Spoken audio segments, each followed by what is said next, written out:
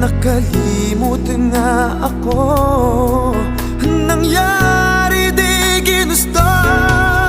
Ako pa ba'y kayang yakapin ang init ng halik sa